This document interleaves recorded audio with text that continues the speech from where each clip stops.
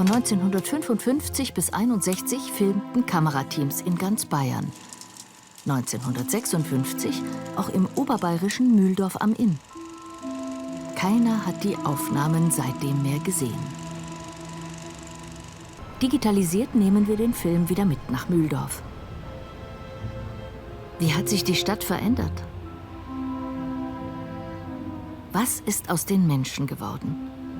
Da hat sich ganz viel geändert in Mühldorf. Die Besitzer haben sich geändert. Das ist wahrscheinlich ein Fronleichnam gewesen. So, genau. Und da ist sie nochmal. Ja, das ist meine Schwester.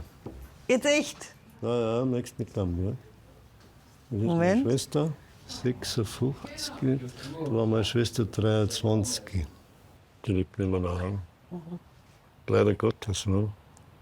Da hat sie eine Kleidung gehabt.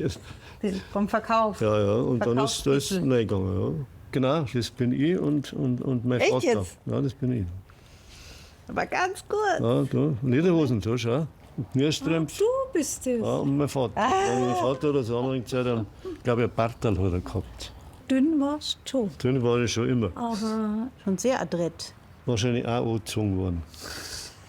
Für jetzt zum Filmen.